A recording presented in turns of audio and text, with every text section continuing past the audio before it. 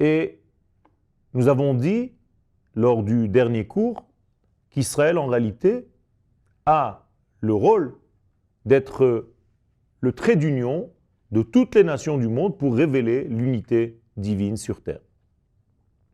Pour arriver, pour réussir cette mission, Israël, bien entendu, doit d'abord garder, observer, faire attention à ne pas perdre sa propre spécificité.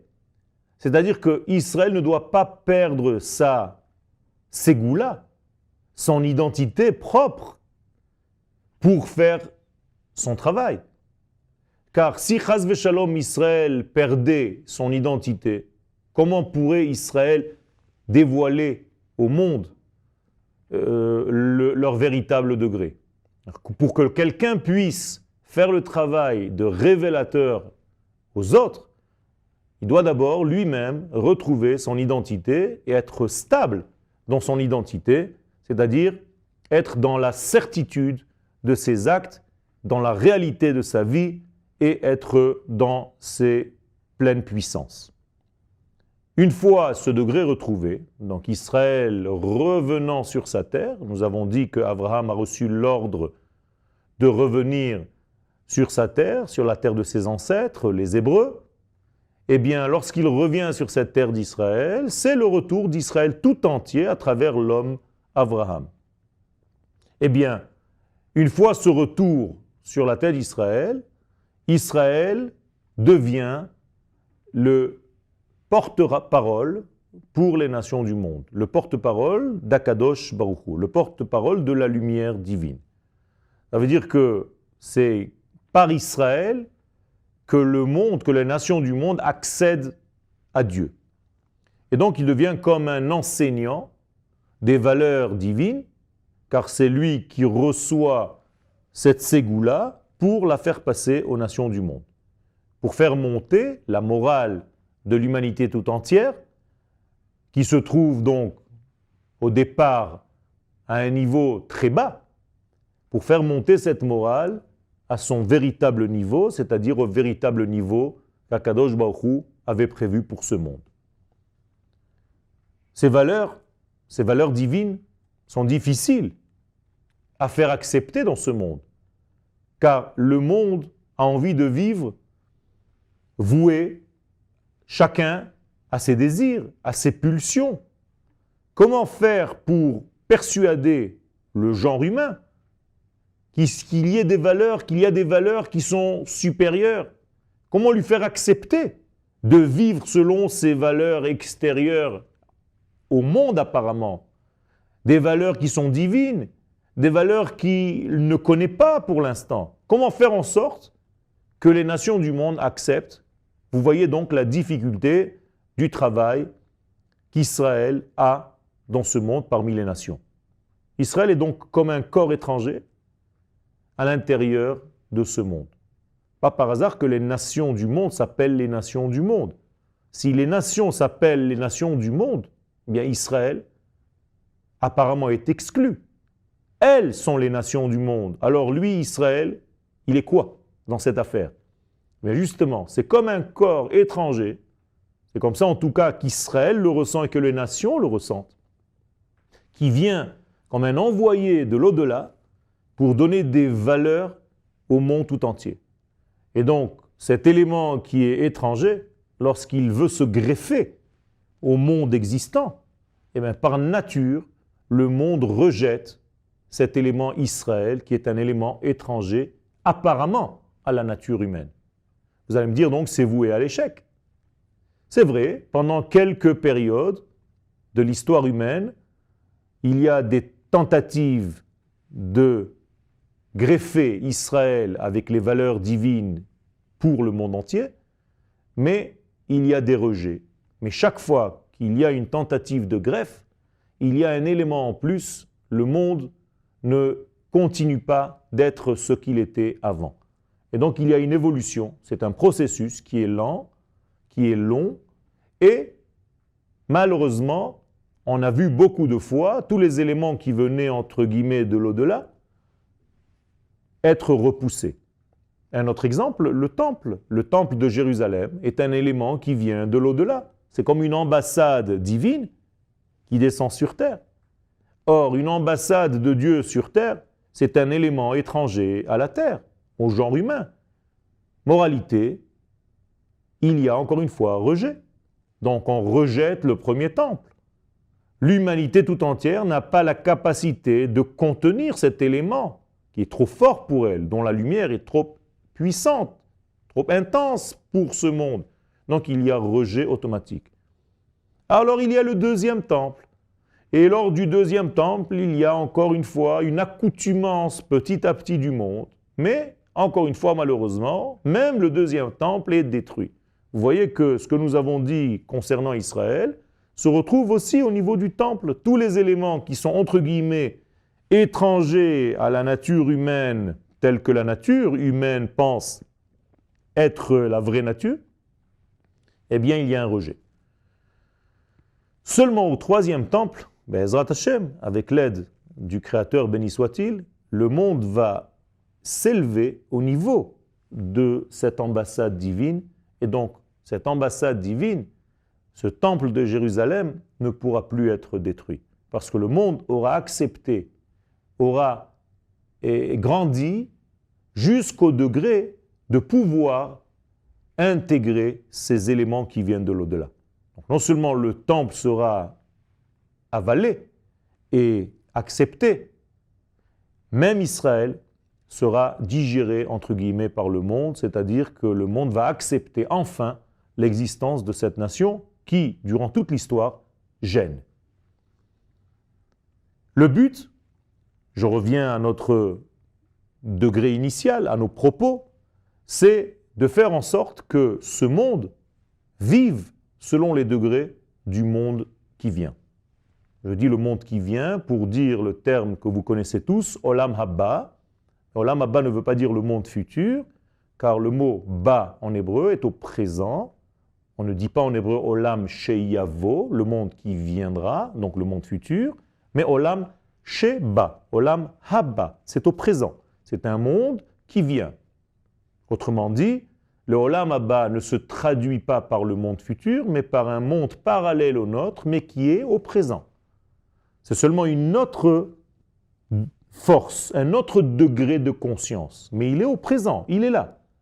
Autrement dit, je dois être, moi, l'homme, et dans le Olam Hazé, dans le monde extérieur, et en même temps, je suis dans le Olam Haba, dans le monde qui vient, c'est-à-dire dans un autre degré de conscience. Donc l'homme d'Israël, un véritable tzaddik, doit être dans les deux mondes simultanément. C'est-à-dire faire en sorte de créer une échelle, c'est-à-dire l'homme lui-même deviendrait cette échelle, qui fait le lien entre le Olam Haba, le monde qui vient, donc le monde du discernement, le monde d'un degré de conscience qui est différent, qui est beaucoup plus profond, et le Olam Hazé, le monde extérieur, le monde corporel, le monde physique. Et donc, l'idéal, c'est de faire en sorte qu'il n'y ait plus de différence entre cette phase intérieure de la vie, donc le Olam Haba, et la face extérieure, le Olam Hazé. De vivre ce monde-là du Olam Hazé avec les critères, avec les valeurs, avec l'intensité et l'identité du Olam Haba. Comme dit le prophète Zacharie au chapitre 15, « Venilvu goïm rabbim el Hashem » au moment de cette reconnaissance des nations du monde, eh bien les nations du monde vont suivre, vont accompagner Israël pour accéder à Hashem, à Kadosh Baruch Hu, Bayom Hahu, en ce jour-là, Vehayu li le'am, ils deviendront eux aussi, tous ces peuples deviendront pour moi les âmes comme un peuple.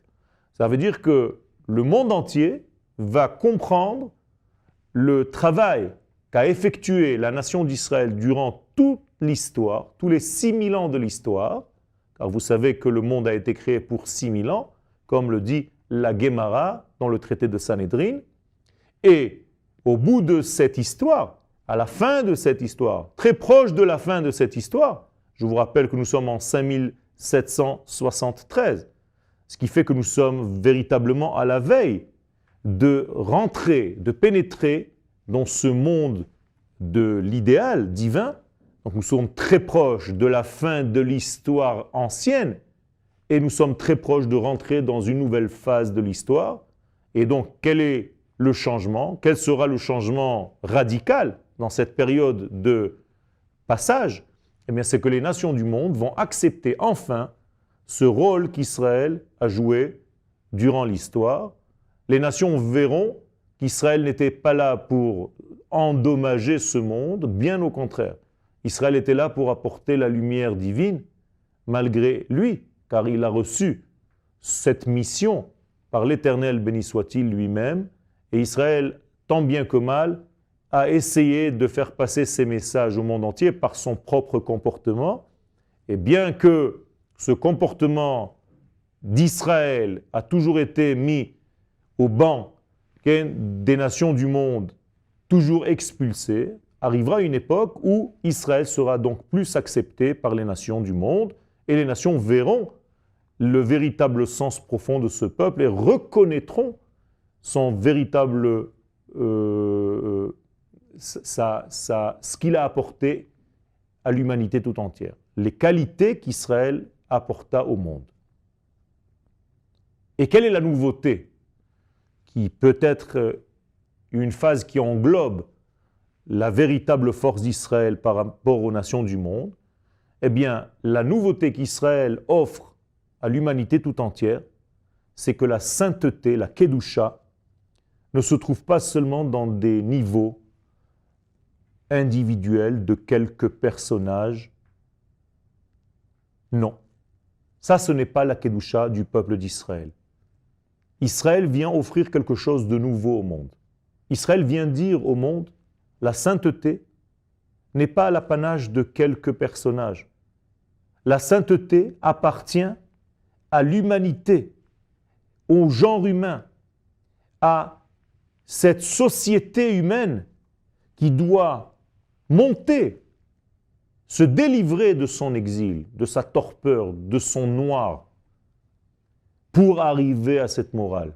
Donc Israël, contrairement aux nations du monde qui pensent que la sainteté n'est donnée qu'à certaines personnes, Israël vient donner donc cette nouveauté que la sainteté peut appartenir à un peuple, à une nation tout entière, c'est-à-dire même au monde tout entier. La sainteté doit pénétrer ce monde et le faire monter à sa véritable hauteur.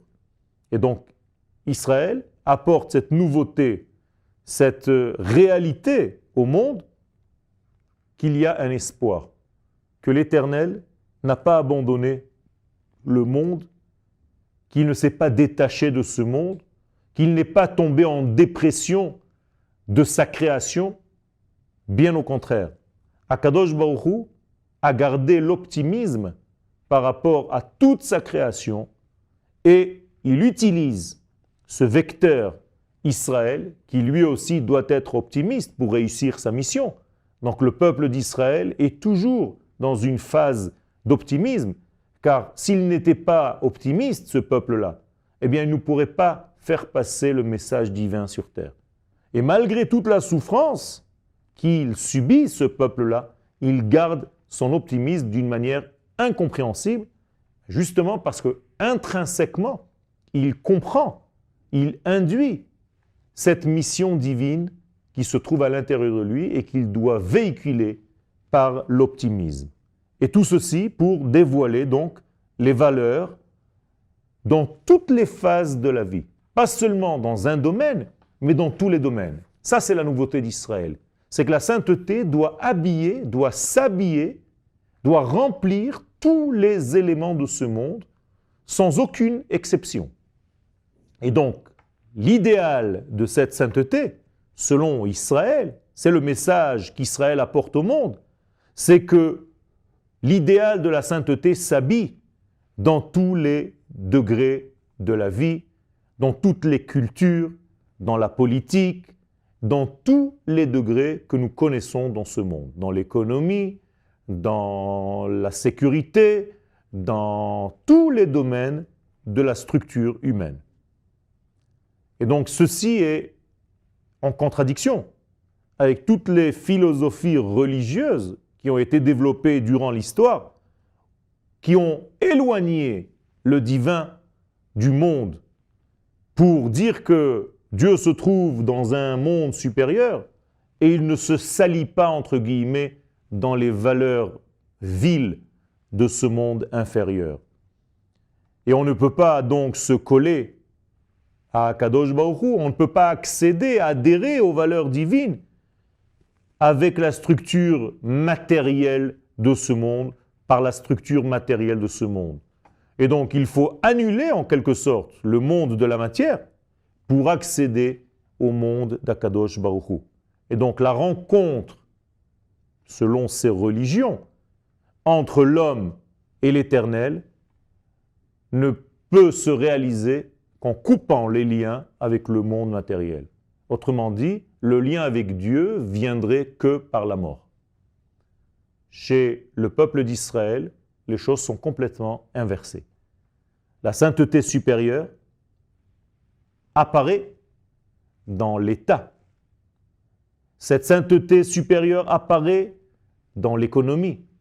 Cette sainteté divine apparaît dans l'armée, dans toutes les structures de la vie courante, ici-bas. Et ça, c'est la plus grande force de l'optimisme d'Israël, c'est-à-dire que c'est une approche de lumière, une approche qui n'est pas dans la dépression, bien au contraire, une approche qui dit que c'est la vie qui gagne finalement, et on n'est pas en dépression de ce monde, on n'est pas à vouloir tout lâcher parce que de toute façon ce monde n'a pas d'avenir. Donc Israël apporte la lumière au monde et cette lumière au monde, elle engendre des réactions que nous verrons la prochaine fois. Merci beaucoup.